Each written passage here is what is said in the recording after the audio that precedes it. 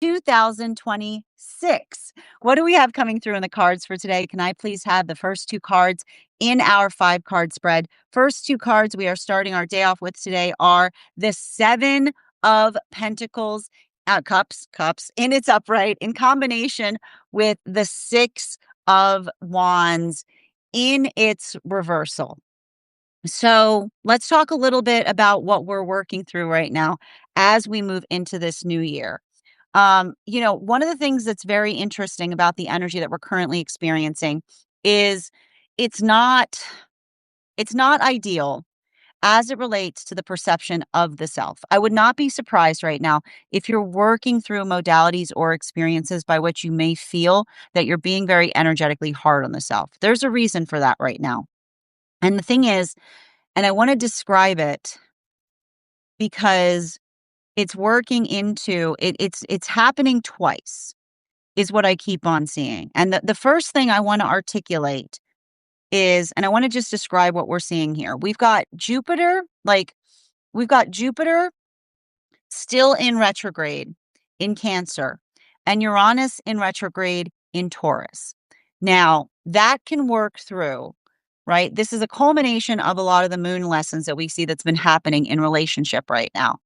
And the thing about it is there's almost a point of distortion as it relates to the perception of the self that occurs with just those planets that are effectively in retrograde, right? Jupiter retrograding in Cancer can often create a feeling of hypersensitivity, right?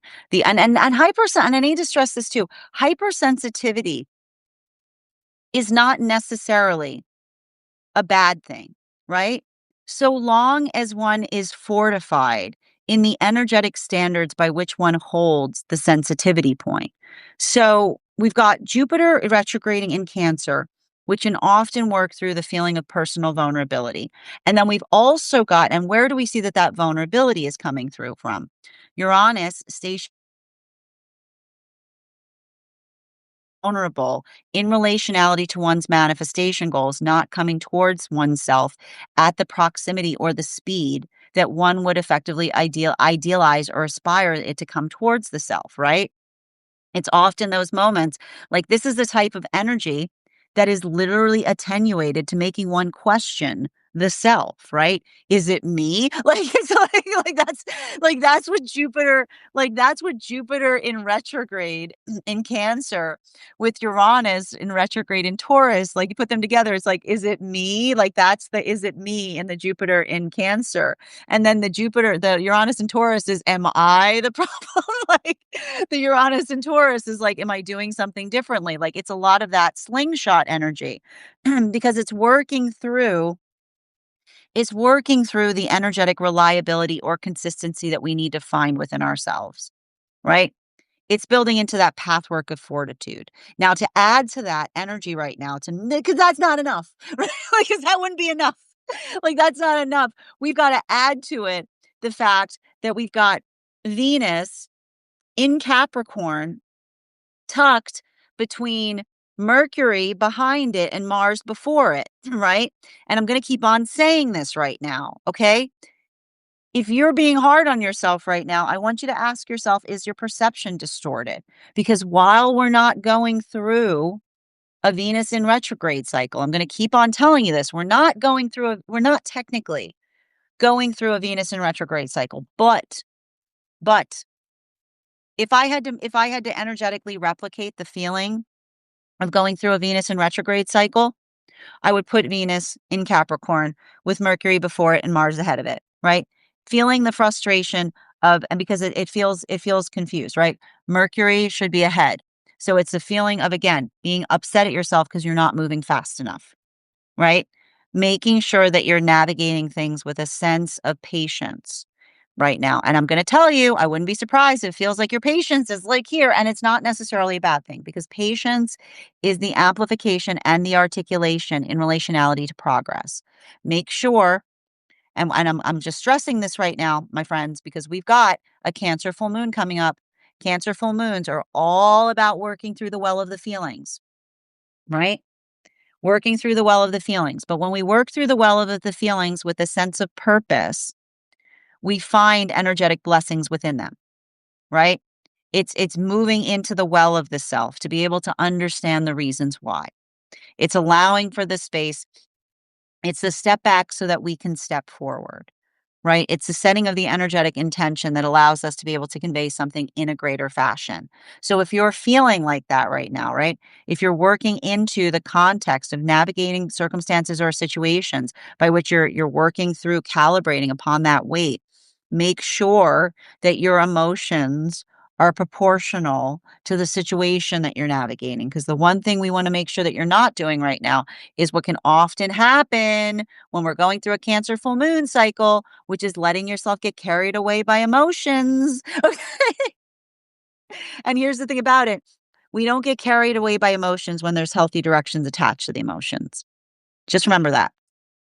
This is having a big impact depending on where you find yourself on the frequency cycles. Center card for today's spread. We've got here the Knight of Swords in its upright. So what are we effectively seeing with that Knight of Swords? And this is that what I mean in terms of saying understanding emotions are not things that are meant to carry us away, so long as we are able to put clear directions to our emotions. And that's not to say, right? That's not to say that you dismiss emotions, right? It's the ability or the observation of being able not to rush through things right now, okay? Slow and steady energy. And if it bothers me, and if it bothers you, if me saying that bothers you, that's exactly what I mean, okay? That's exactly what I mean with this type of energy right now. I would not be surprised if you're going through those emotional waves. Now, we are also seeing at the same time, we're seeing the culmination of a lot of those moon relationships.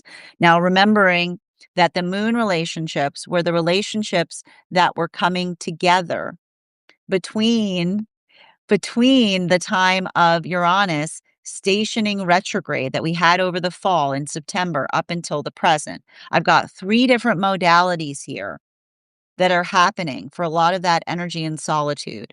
We're going to go through them. And for some energy right now, I wouldn't be surprised if you're going through both at once. We see one of the things about these new relationships is it's understanding. A lot of these relationships are working through the understanding of the difference between being self centered and centered in self. What is the difference between being self centered and centered in self? Self centered is when you only view things from the perception of the self, right? It's the ego that is too big that acts as a wall and being able to see anything or anyone else, right?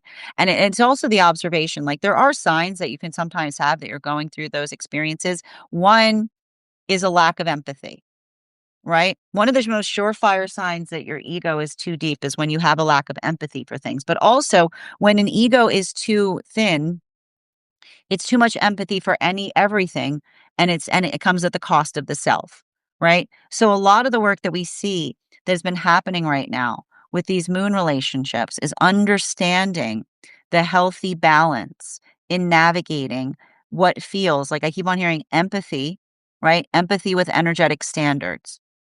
They are not incongruous to each other when we're understanding and we're working towards balance. You don't need to sacrifice one for the other. You can have both. And this is what we see is happening right now for a lot of these relationships.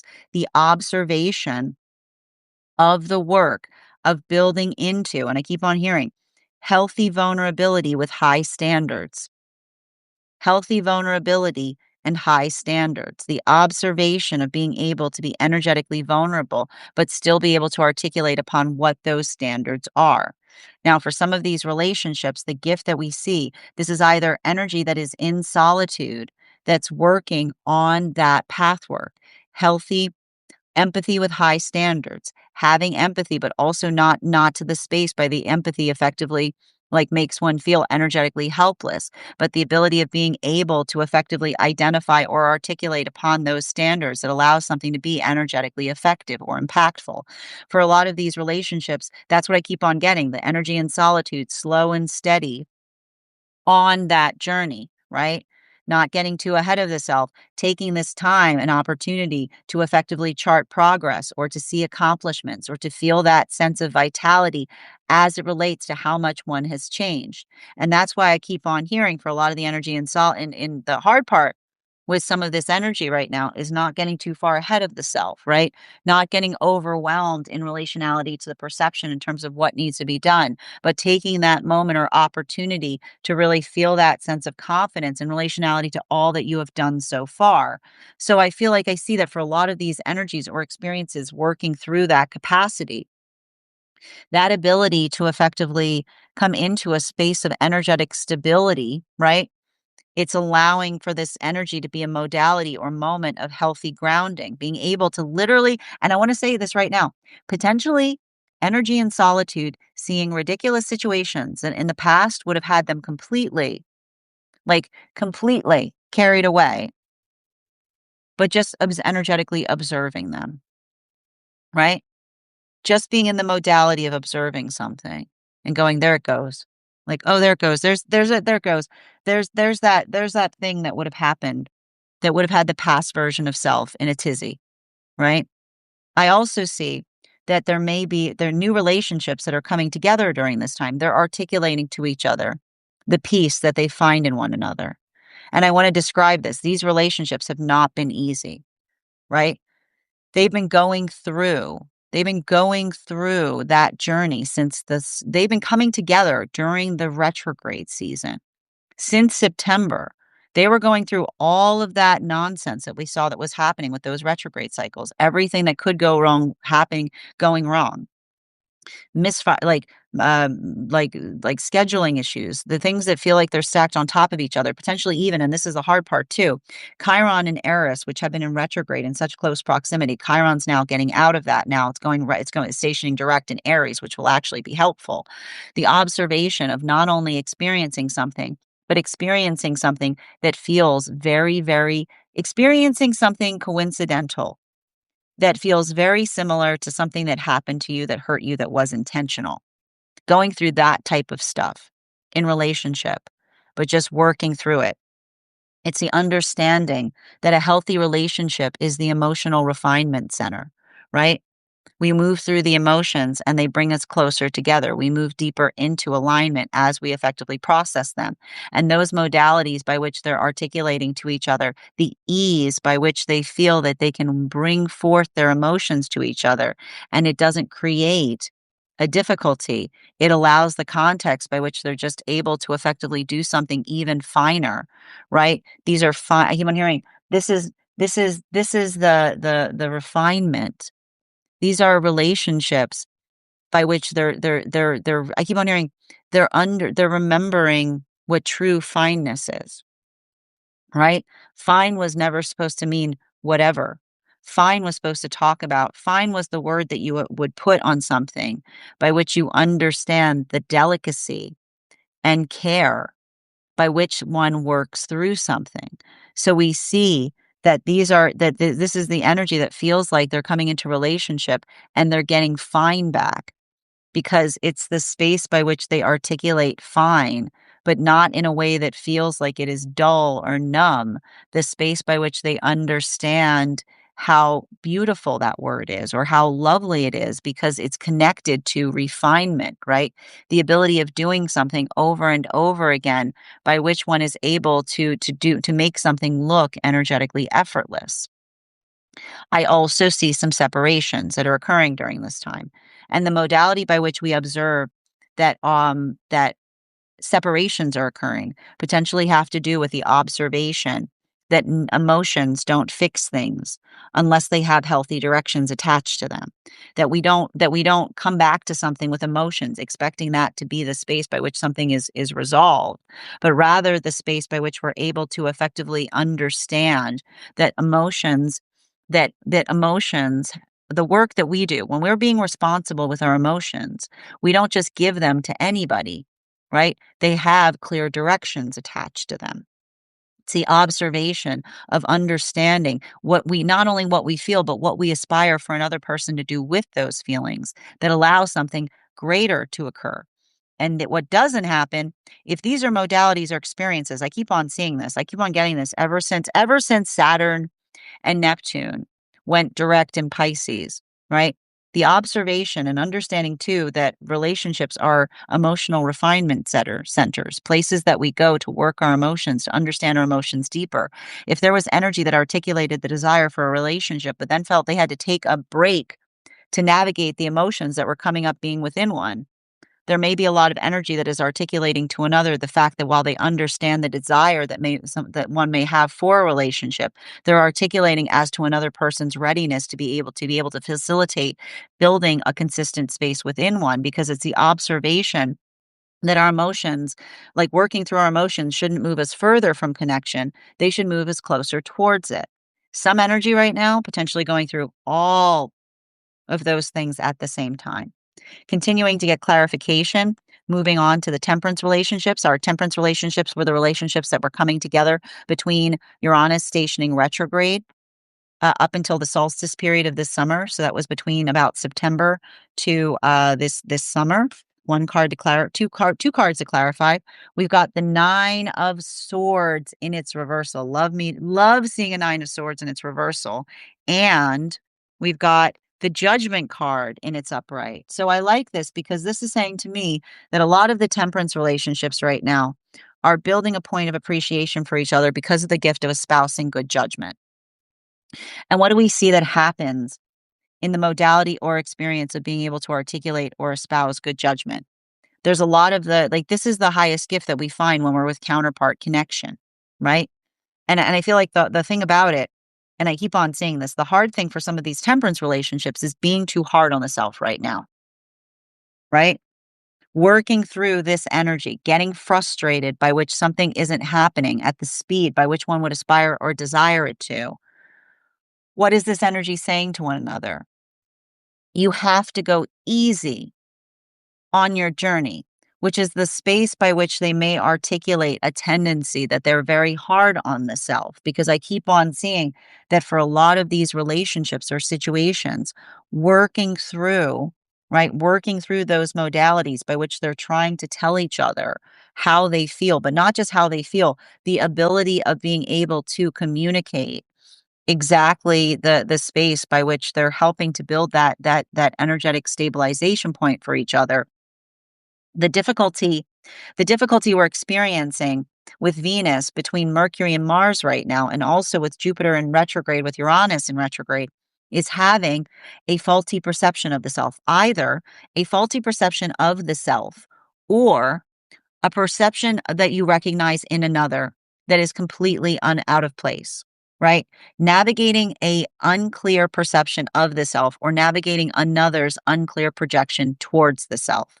And that's why I keep on seeing the energy that is articulating upon, like, I feel like the energy effectively says to one another, if there was something different that you could be doing, I would tell you, right? The modality by which they build into that point of clarity by saying to each other, by acting and facilitating as that clear mirror, right? That's a continuation of the moon lesson that's moving into temperance, which is the articulation of saying to one another, some energy you just need to be steady through, right? Especially if it's not coming from you, right? Sometimes we just need to be energetically steady through difficult energetic cycles. And it doesn't mean that we push too hard in relationality to changing things, but we're able to be, I keep on hearing, purposeful and patient as it relates to what we put our effort towards. So I've got a lot of that energy that's like working through, like I keep wondering what it actually means to come into perfection. And the interesting thing about perfection is the only way you come into perfection is you don't look for it.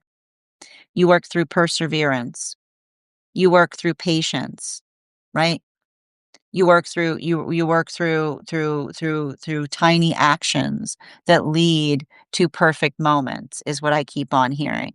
Continuing to move towards the energy that is deep within divine union, and these are the effective magician relationships. And the magician relationships were coming together between the time of the solstice period this summer up until the time of Mercury and Venus stationing direct behind Neptune, which was around March. Can I get one card to clarify, please? Between our Seven of Cups in its upright and the Six of Wands in its reversal. Come on. Ooh, we've got lots of 6 energy here. We've got the 6 of Pentacles in its reversal. And the 6 of Pentacles, like, let's talk a little bit about that. That 6 of Pentacles in its reversal talks to us about working through, talks about working through the energetic squeeze. And the thing about it that I keep on seeing, and this is really important because, and I'm not sure why this keeps on coming up, because I know that there's not a lot of energy right now in Leo, but there's something about this energy by which I keep on getting this feeling that it feels a little bit Leo in here. And I need to try to, I'm still trying to figure that part out.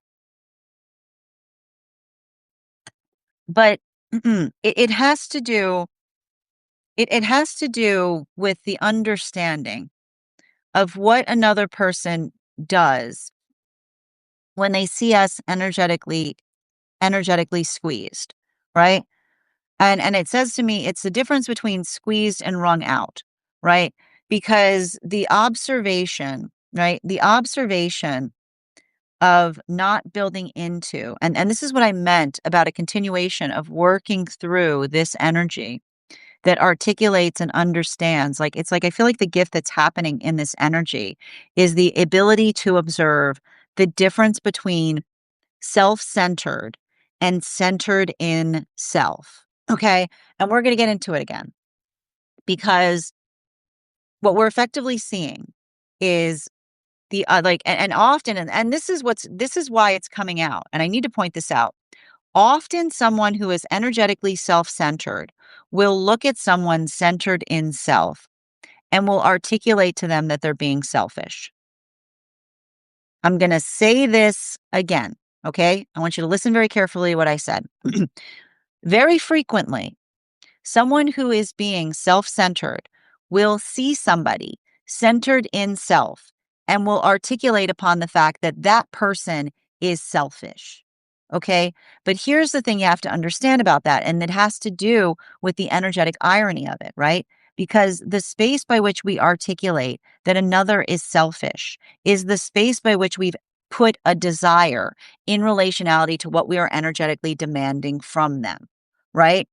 So it's like, look for the selfish is what I keep on hearing, because the observation, right? When somebody articulates that another is being selfish, the thing you need to immediately articulate is say, what were you expecting from them?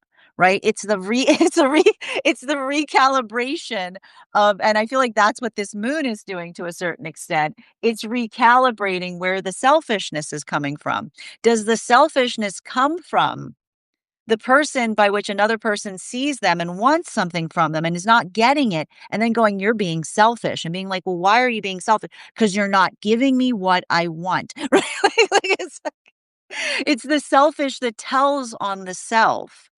It's the selfish that tells on the self in the space by which they energetically articulate upon it. Right? It's the space by which we see, it's the space by which we see the energetic demand behind the wall of the selfishness that another person is projecting onto us. And often what happens, right?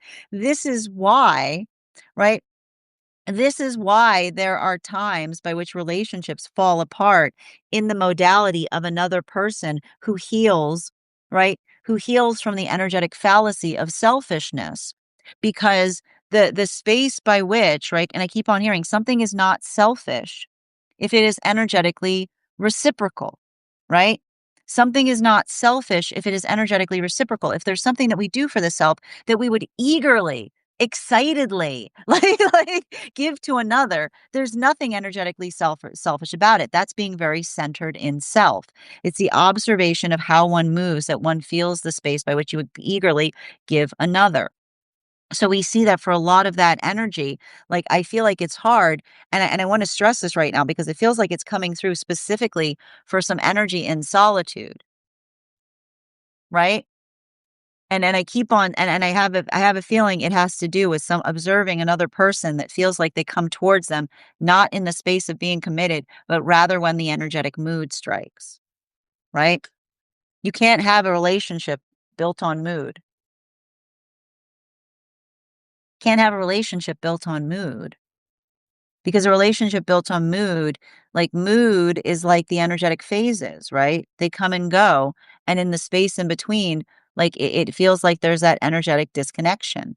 So I feel like there's a lot of those energies that we're observing and recognizing.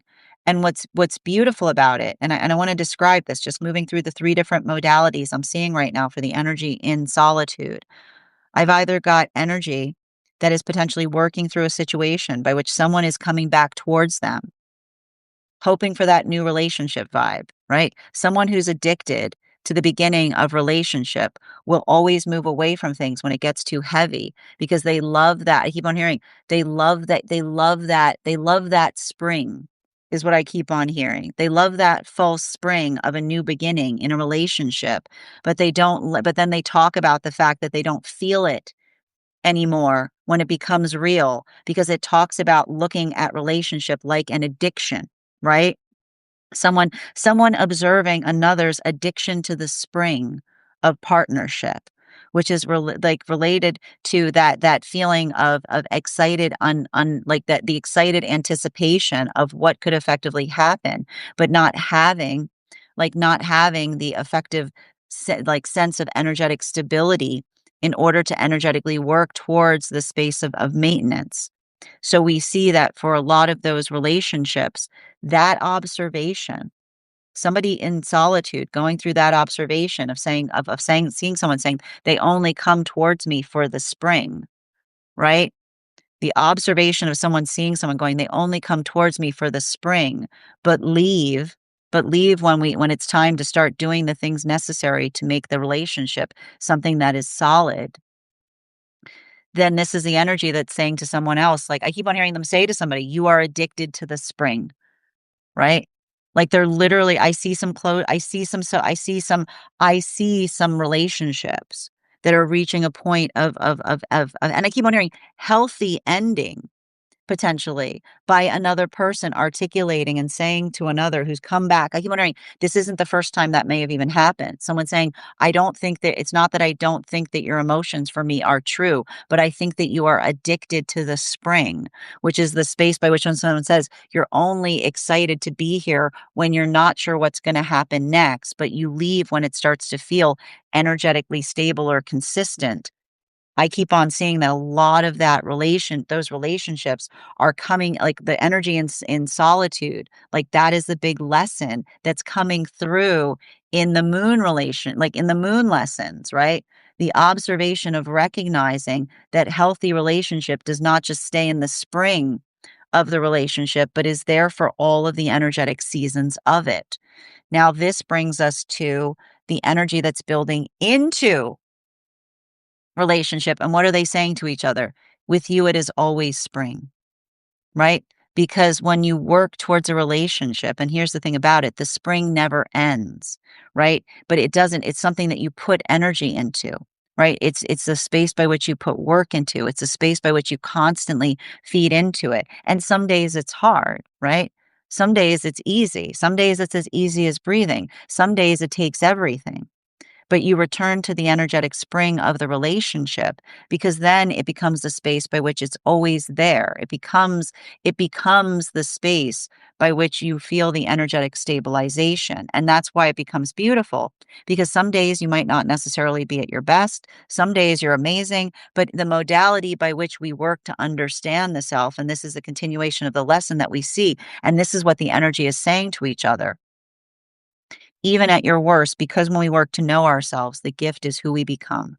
This is energy that says, even at your worst, you are at your best, right? That is the gift of healthy shadow work. The gift of healthy shadow work is even when you're at your worst, you are at your best. The modality of the gift that we find in another who has put that investiture into themselves, not self-centered, centered in self, doing the work to understand the self by which we become each other's energetic blessings. So I see a lot of those relationships moving deeper into partnership with the observation of energy that works so hard to be able to build that within the self. I told you the empathy that is fortified by strong standards. And now this brings us to a lot of the energy. And I feel like, again, and what's hard right now is some energy going through both of those modalities at the same time. Both of those things happening congruently, continuing to get clarification between our Six of Wands in its reversal with the Knight of Swords in its upright. One card to clarify, please. Clarification coming through right now with the 7. Oh my God. 7 7 of Swords in its reversal. So 7 of Swords in its reversal. The kids are gonna love me right now. I know I gotta you know what I gotta say right now. Yeah, it's all 6s and 7s today. You happy? Are you happy? Or are you not?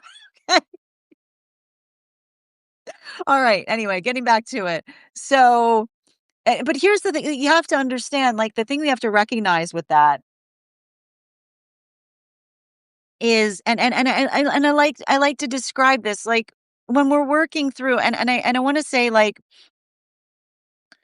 you know, when we're working through that, and we're just gonna we're moving into the temperance energy, right? Um, like, and here, like, spacing through the understanding of 6s and 7s, it's like, what are you gonna do, right?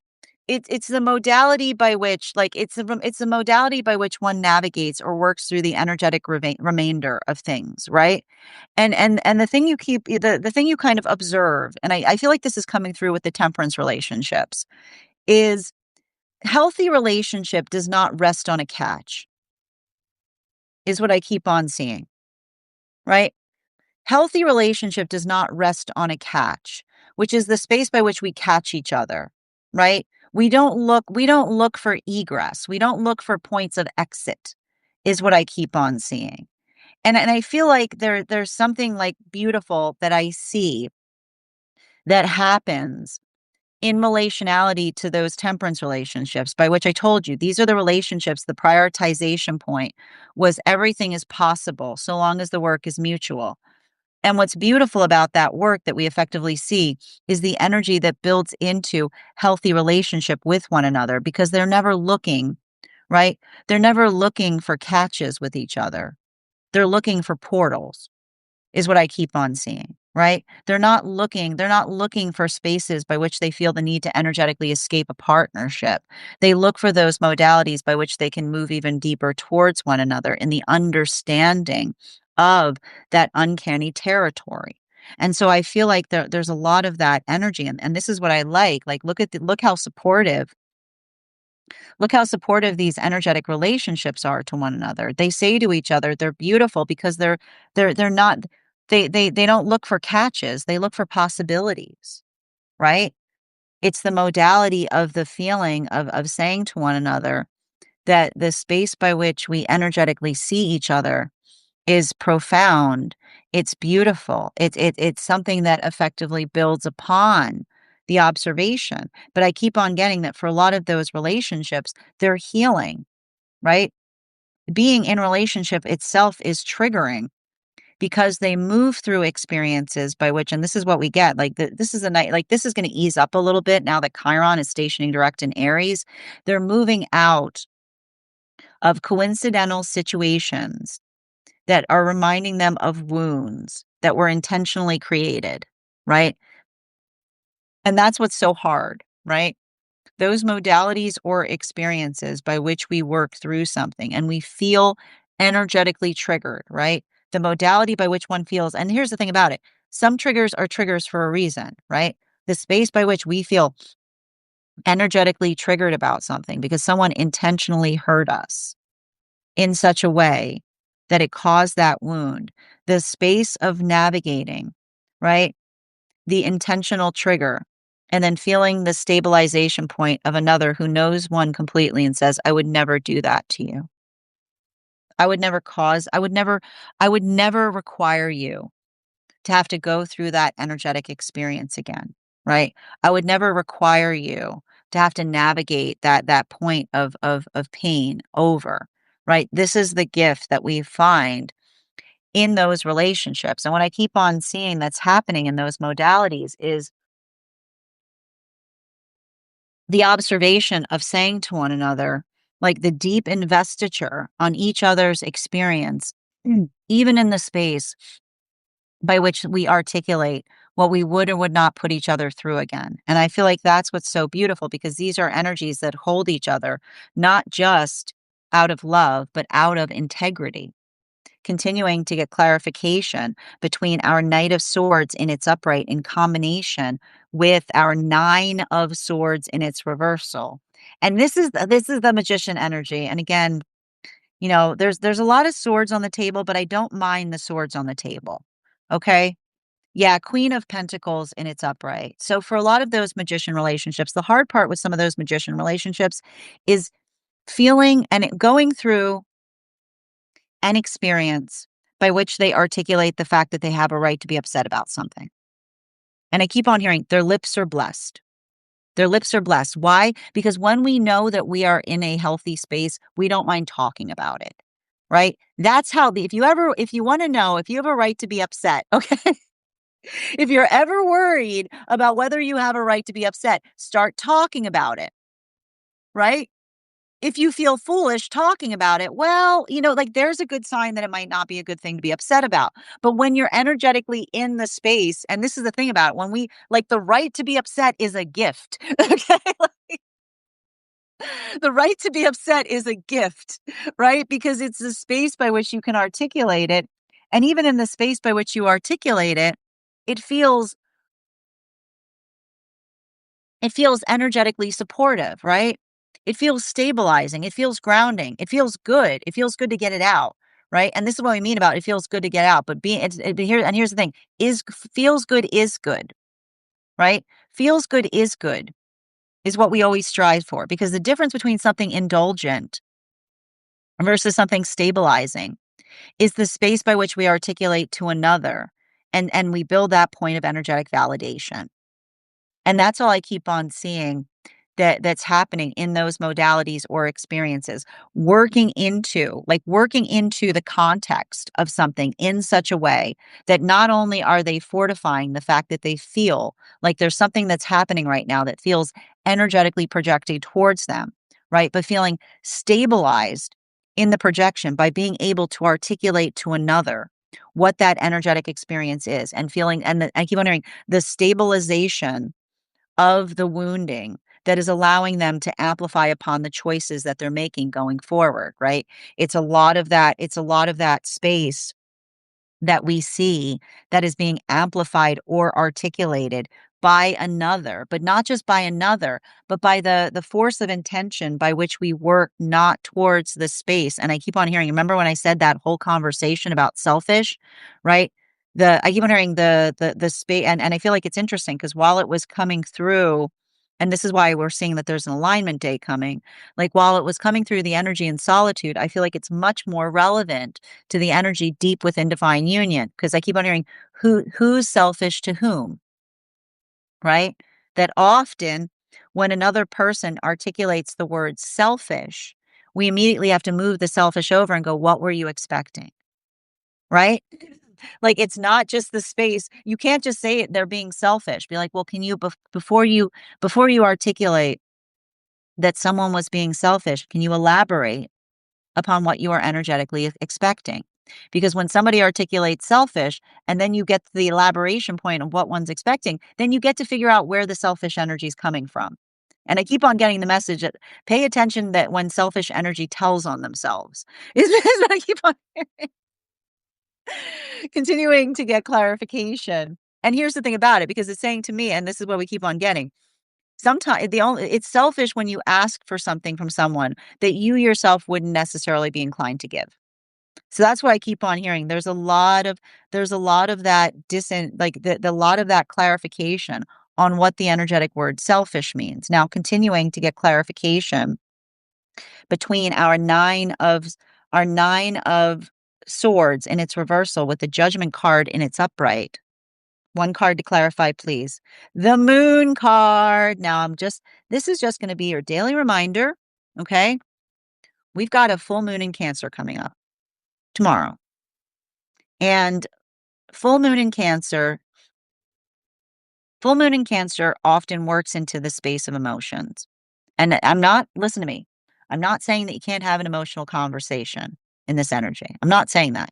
Emotional conversations are great. Make sure there's directions attached to the emotions you're bringing to a conversation.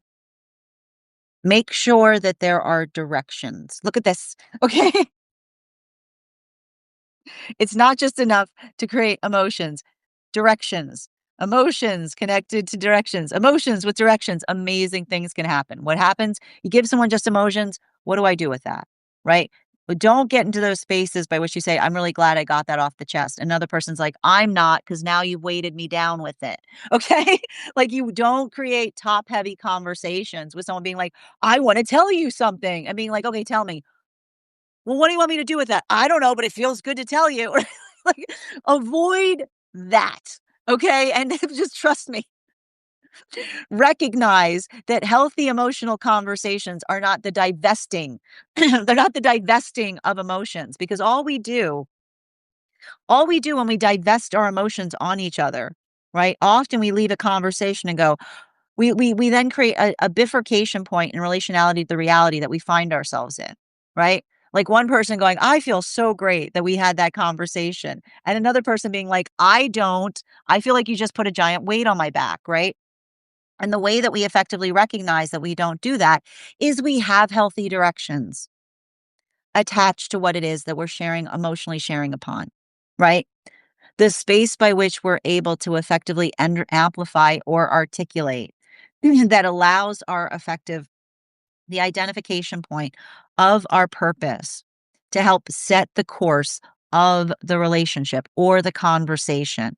So we've got here for a lot of this energy, everything I keep on seeing is working into that context, and not just working into that context, but these moon relationships.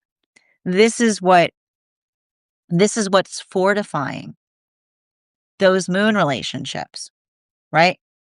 Healthy direction sense, right? They trust each other's judgment because I see like I feel like what they say to each other is with you, everything is easy because you do the work to understand what the emotions are asking for so that I can deliver on them even more effectively, right? I keep on every time I read upon these new relationships, I keep on hearing easy, right? And this is why there's no greater blessing than a relationship that creates ease because when we have the modality by which we don't have to sit there with with a calculator and a magnifying glass to sit there and trying to figure out like what's going on with another person, right? When someone knows the self to such an extent that they can just easily tell another, right? How easy it can be. This is the energy that says, when you're easy, you free me to become the person I aspire to become. Right? Like that is what they're giving each other in relationality to a gift. They're saying, through you, I become me, right? Through the ease by which we're able to create the relationship, I can fully embody myself because I don't need to spend every moment trying to do the internal calculus and trying to figure out what's going on. It's as simple as it is, right? The easement point that's just is it's like it's and again, this is the gift that happens when we hit fix our egos, right? Because when we fix our egos and we meet each other, no greater joy on the planet. Because then you meet someone and you're like, I got some really good news to share, right? I met that person.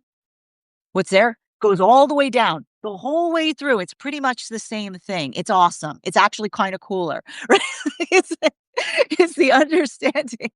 It's the understanding of the authenticity of the self that moves through the entire space of the person. Now, continuing to get clarification between our of pentacles in its reversal in combination with our 7 of swords in its reversal. Can I get one card to clarify, please? Clarification coming through right now with an 8 of cups in its reversal. So we've got, there's a lot of slow. It's like it's giving me a lot of slow and steady vibes. And I know if I say that right now and you're annoyed, like I know. But the thing is we got sevens, we've got sixes, and we've got eights, which talks about, and that's what I meant. Remember when I said like a bit of slingshot energy here? You know, a little bit of slingshot energy here because, and I need to stress this, like The reason I keep on describing it as slingshot energy is the observation, right? We've got Jupiter in Cancer. We've got Jupiter in Cancer, which often makes us feel very, very like very, very vulnerable, like working through the space of our vulnerability. And then we've got Uranus and Taurus, which is like feeling like things are moving backwards instead of forwards, right? So we feel energetically vulnerable, and then we feel like things are moving backwards instead of forwards.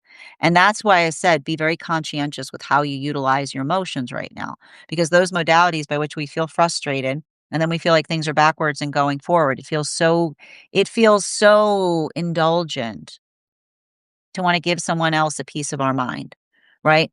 The modality or the experience by which we feel the energetic temptation to just effectively articulate something, not because it feels productive, but that it feels good to say it, right? Making sure that you're not doing things from the space of getting something off the chest, but rather the observation. I keep wondering, rather the observation of being able to articulate and amplify upon the stabilization by which we effectively work towards things. So I keep on hearing healthy conversations have energetic directions attached to them, right? It's working into the space by which it's not just the identification point of articulating something, but being able to articulate what you aspire to be better in the space by which you speak towards it. So I feel like I see a lot of energy working through working through those modalities or experiences. I keep wondering, building upon patience, but not just building upon patience, building the building blocks of the self that allow the space by which we feel energetically confident within ourselves. And so everything I keep on seeing in relationality to that is working through the energy that I keep on hearing. Like a moment the difference with this energy is a moment by which we work through emotions that allow us to effectively set our intentions versus those modalities by which I keep on hearing no board flipper energy, right? In this type of energy, which is like getting like getting so frustrated that you just kind of, you know what I mean? Like you just like push something away in such a way that it creates that feeling of, and I know that there's that strong inclination here. And that's why I'm telling you that is the energy right now, right? Like that is the effective energy that we're working through. So make sure that you're navigating that with a sense of energetic compassion for the self, but also for the energy around the self. Now, continuing to get clarification between our Seven of Swords in its reversal in combination with our Queen of Pentacles in its upright. One card to clarify, please. We've got the 10. We've got the 10 of Cups in its upright. So, the thing we see with the 10 of Cups in its upright is, and I want to describe this like moving back into the temperance relationships. Um, the space by which we work, and I keep on getting the space by which a lot of the temperance relationships are working right now is the observation of potentially having to navigate, right? And this has been what's so difficult, particularly and especially working through Chiron, like working through Chiron and Eris both in retrograde. Now Chiron's stationing direct today, but the observation of understanding the difference between something energetically coincidental and intentional is the observation of being able to recognize and articulate upon the sense of the space of the self by which one works towards energetically supportive partnership. And I keep on seeing it's hard, right? Because especially if we've gone through path work by which we felt energetically betrayed, or the space by which we feel that another person is energetically trying to take advantage of us, right? Those modalities or experiences, they want us, like there's that inclination to want to harden your heart towards things, right? Like, that's what's hard about going through modalities of betrayal, is the inclination to harden the heart is never stronger than in the modality by which we've been energetically betrayed. But the important thing to recognize and identify is the vulnerability that we bring forth to situations or scenarios, right? The space by which we don't allow something to change us, but the space by which we're able to navigate something with a sense of energetic determination for the self, right? I keep on hearing, especially for those temperance relationships, observant and unchanging, right? The modality by which they work, that's the condition by which they work to navigate experiences. The space by which they work to release those experiences from the past by allowing the modality or experience of the energy around them to surprise the self, right? Because that is the sound of hope, right? The space of hope is the space by which one holds on to the space by which you can still energetically be surprised. And it doesn't mean, right, there isn't those modalities by which someone moves back into something that feels like it energetically disappoints. But you don't I keep on hearing, this is the energy that doesn't allow themselves to internalize another person disappointing them, is what I keep on seeing. Right? The modality by which, like, and I keep on hearing a lot of that energy working through something and saying, um, hard to see it, glad to see it, right? Because when they say hard to see it, glad to see it, is the hard to see it is seeing something that feels expectant.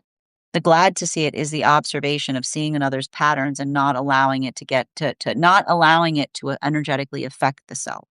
Right? And this is what we talk about this is what we talk about when we speak towards, this is what we talk about when we speak towards non-attachment, right? We don't mean disassociation, right? It's not the modality by which we observe something and we try not to allow it to bother us, right?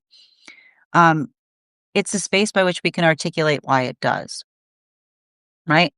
It's the modality or circumstance or experience by which we can articulate to another the shape. I keep hearing the shape of our energetic disappointments. And I keep on seeing that even in the space by which there's an articulation of disappointment, the energy holds hope that something can change, but they're also doing a lot of work not to project their sense of patience towards energy that feels rigid in relationality to what is within them that is unchanging, right? That's what I keep on seeing in relationality to the work that they're doing. Like, this is what I meant for those temperance relationships, empathy, but with strong standards, right? Empathy, but with strong, empathy, but with strong standards, right? Empathy, but with strong standards. Continuing to get clarification between the Ace of Pentacles and that Moon card. Can I get one card to clarify, please? Clarification coming through right now with our Star card. This is a beautiful row we see here. Now moving back towards those magician relationships. The thing about the magician relationships is, and this is what's happening in those magician relationships. Like, there are situations, and this is what I mean about, this is what we often see in relationality to a maturation process. I see energy actively letting go of something. But in the space by which they're letting go, they're acknowledging to another, why are you letting that go? They're saying, because I'm making healthier choices, right? It's like the energy that effectively is able to articulate or amplify upon what it is that they're working on doing, but not just what it is they're working on doing, the energetic choices that they're making in relationality to the observation of what those choices bring forth. Because everything I keep on seeing there in relationality to that work is a continuation of the energy that is holding themselves with a deeper sense of compassion, right? I keep wondering, they're loving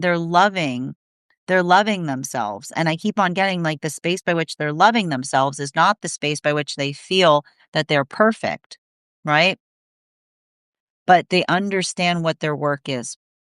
They understand, and this is why we talk about the space that knowing the self is the best thing that you can do, because the space by which you understand the self helps us understand, like, what is an internal problem, right?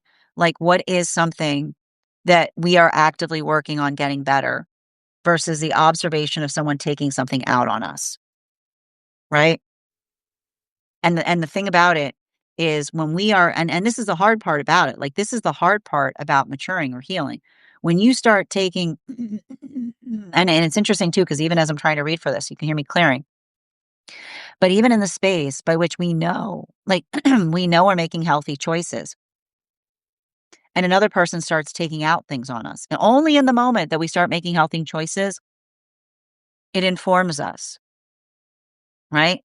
It becomes information that we effectively articulate and recognize. And so I just keep on seeing that for a lot of those relationships, they're holding they're holding they're holding the relationship preciously, but not just holding the relationship preciously. They're scrutinizing their own energetic responsibility in relationality to what they could be doing better, right? Because I keep on hearing this energy say, I'm not perfect. I know where the work is. I am not perfect. I know where the work is. They become perfect by articulating that because I'm not perfect. I know where the work is the energy that says, I know myself. I know that's a me problem. I know that that's something that I need to get better at. And the observation of knowing that about the self is the greatest gift that we can bring because as soon that we understand ourselves and we know what our energetic problems are, we know what are not our problems, right? We know what we're experiencing. We know what we're navigating. So I feel like these are the energies that are moving deeper into relationship. And the gift is the magicians are becoming better navigators because they're understanding, they're recognizing and understanding themselves. So they know the proportionality between what is an internal problem, something that they're receiving that they need to work on, an internal note, versus something that informs them about the person that's giving it to them. Continuing to get a clarification between the 8 of cups in its reversal in combination with the 10 of cups in its upright. One card to clarify, please. We've got here the 4 of cups in its reversal. I like to see a 4 of cups in its reversal because this is, again, this is moving through the understanding and the recognition as it relates to navigating through healthy, energetic choices. And there's something to be said about reliability. And what do we see when we articulate upon reliability? Energy that is like the gift that we bring in reliability is the continuation of being able to understand and identify what we are trying to do, but not just what we're trying to do, how we energetically show up, right? And this is like I keep on getting in relationality to reliability and energetic integrity. It's often the modality and experience by which we work towards, and I keep on hearing reliability, integrity, and familiarity, right? Like these are the gifts that we have when we feel energetically safe with another person, right? Those are those are that's the trio, right? That's a trio of things. Those are the trio of things that one aspires to see when you're working towards healthy energy, right? The reliability that allows one to be able to feel that sense of dependability, right? There's the energetic consistency that we work on within ourselves, and that creates integrity, right? The observation of how we know another and what we can energetically expect. And those modalities or circumstances or situations, it's not something that we're perfect at, right? It's not something we're perfect at. But here's the hard part about it. Um, energy that often is recognizing of the fact that they're not perfect becomes the energy with the highest integrity. Because it's only when you feel like you're perfect, never are you further from missing the mark. Because often the sign that you'll have or recognize when you're deep in your ego is the feeling that you have achieved, like you've done it, right? There's no doing anything, right? Being in the modality by which you say, like, "I've accomplished it. I've figured it out." Like, no, you haven't. You've moved too deep into the ego.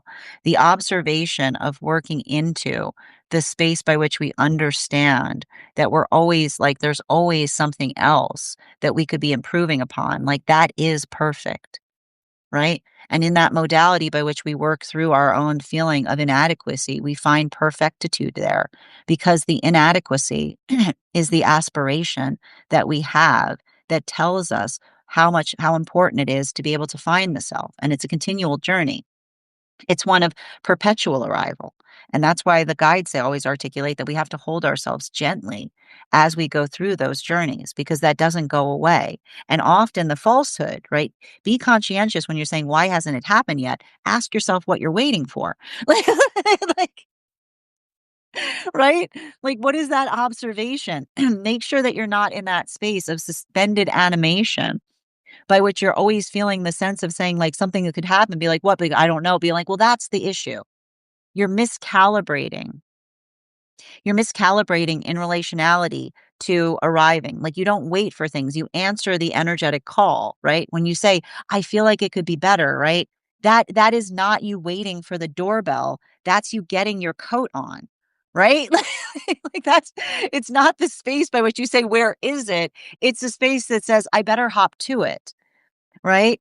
Continuing to get clarification between our 10 of cups in combination with our star card. Can I get one card to clarify, please? Yeah, and the page of swords, right?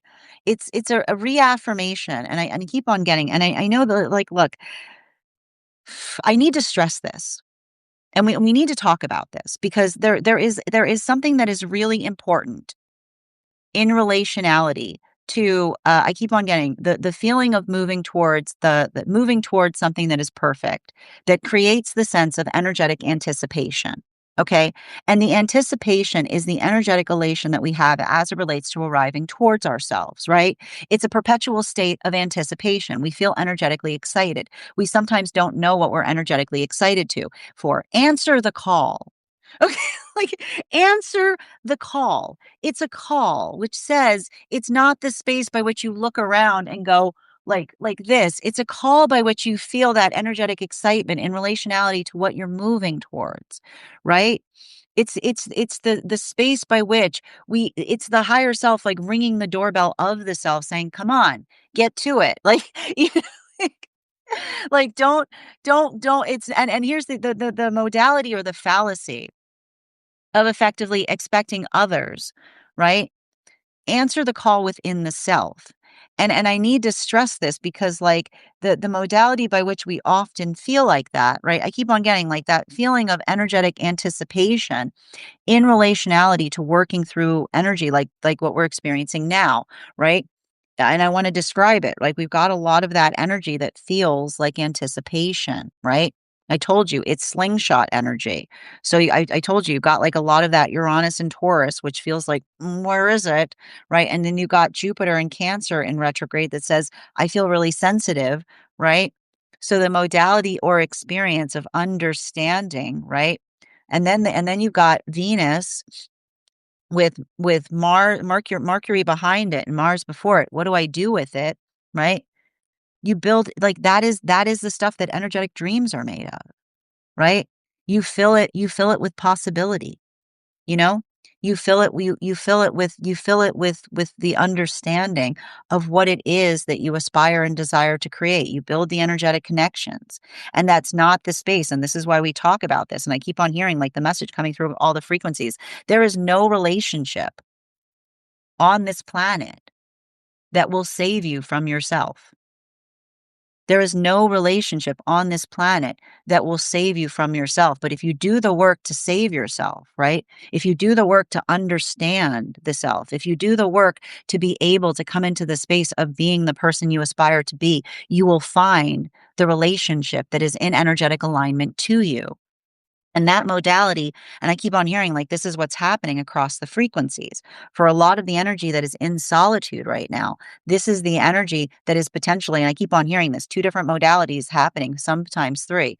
Either the space by which they're feeling, like they're feeling someone coming towards them being like, would you like to start the spring of a relationship again? And someone being like, no, I'm looking for a relationship that navigates all the seasons, right? I'm looking for a relationship that navigates all the seasons, not someone energetically addicted to the spring, not someone who's just in the space of liking the anticipation, feeling the hink, feeling the lingering, the feeling of energetic, like, again, aren't you surprised? Like, are you surprised by which I articulated? There's that feeling of inclination, and then all of a sudden the energetic bell rings in terms of someone saying like, "Hey, remember the energetic spring, but something I wasn't there for seasonally," and someone saying to another, like, "I'm looking for a relationship that spans all the seasons," right?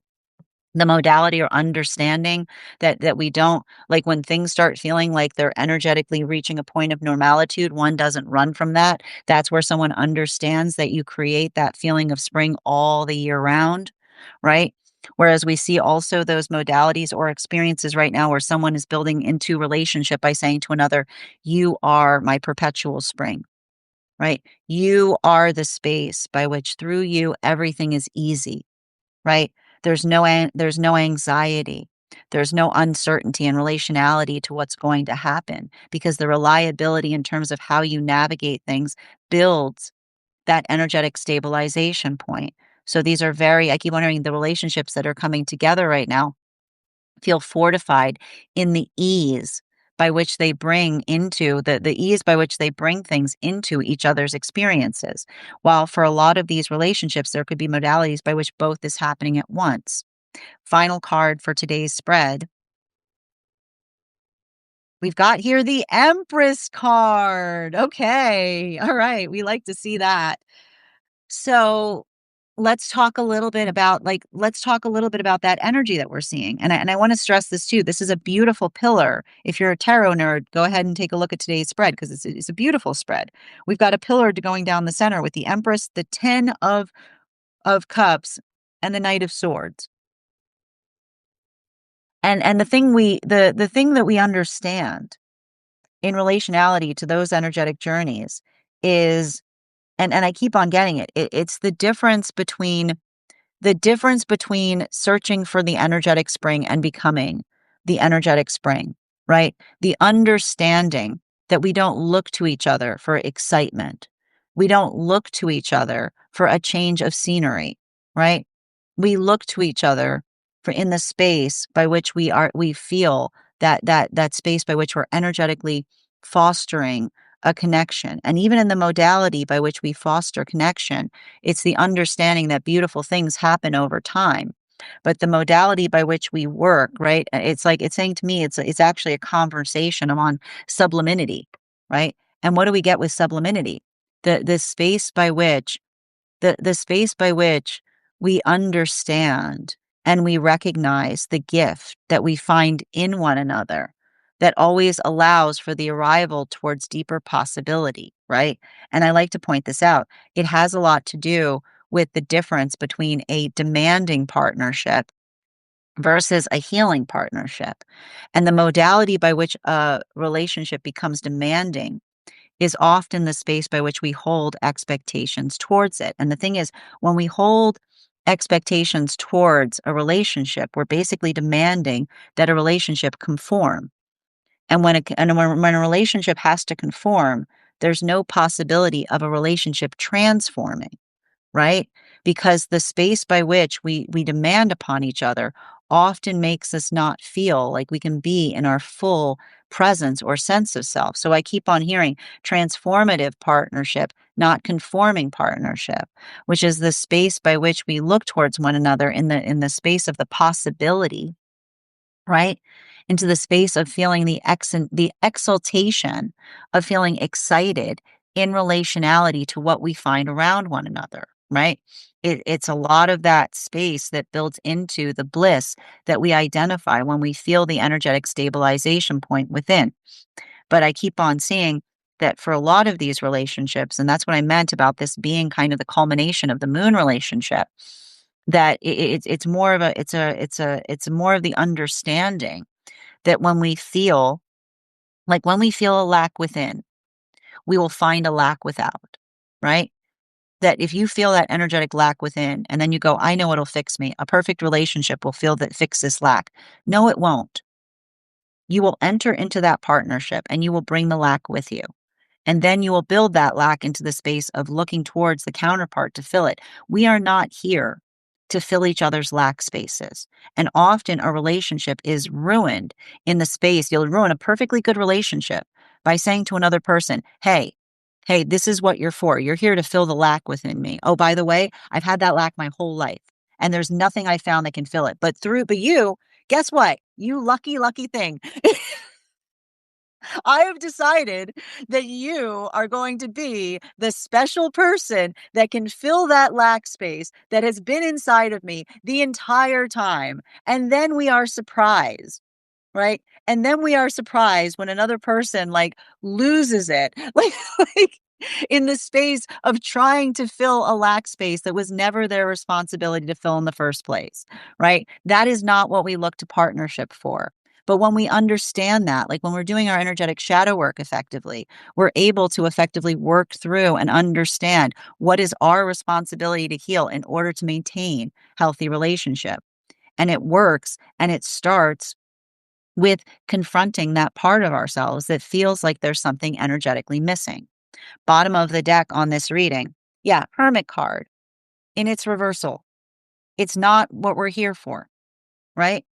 Can you imagine anything? Can you imagine anything more diminishing to another person to say, hey, you're my missing piece? No, no, no, you're not your own person. No, no, no, no, my friend. No, you got it very confused. No, no, you're not your own person. You're my missing piece. Yeah, yeah, you don't no, you're not no, no, no, no needs. No, no, no, no pesky needs. No, no, no, no personality. No, no, no, no. You're supposed to just be my missing piece. Yeah, you're just supposed to you're just supposed to exist and persist just to fill all of those parts of myself that I find energetically lacking. Yeah, and it's gonna be a beautiful time for you. It's gonna be beautiful. No, that's not how like that's when we find fulfillment, we complement each other, right? When we find energetic fulfillment, we build into complementary relationships. We don't look at someone and then say, "Hey, you're not filling the you are not doing a good job filling the missing part of me correctly. You're starting to get a personality. You're starting to get feelings about things. Can you please no, no, no. You're just supposed to be here to fill that energetic like gaping hole within me. No, no, no, no." Right? The modality by which we work to fill that within becomes the absolute blessing to everyone around us. It's the space by which everything becomes energetically possible. And it starts in that modality and it takes work and it takes time and often it takes a lot of introspection. But once we start there, and we stop looking at each other as the space by which we feel that we need to fill the parts of ourselves that are missing, recognizing that there's nothing you found in your whole existence that can do so, then we can start to build the relationships that are actually allow us to effectively become the people that we aspire to become. That is our daily collective read for today. I want to thank you guys so much for being here and receiving it. Just a reminder, if you would like to book a private reading with me, it is a two-step process. You have to book the reading, you have to book the reading, you have to pay for the reading. Please make sure you do both if you'd like to have that reading. Most importantly, please remember that I will never, ever, ever, ever, ever, ever, ever, ever, ever, ever, ever, ever, ever reach out to you for a private reading. I will never DM you. I will never PM you.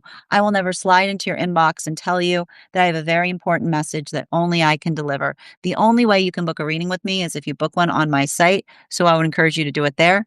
A couple of updates before we move into personal readings today. First and foremost, thank you to everyone who participated in our recent class on the judgment card. Our next class will be held on Thursday, January 15th at 6 p.m. PST, 9 p.m. Eastern. We will be continuing our studies into the tarot with a focus on the world card. If you'd like to become part of that tarot class program, all you need to do is head on over to my stack and become a paid subscriber.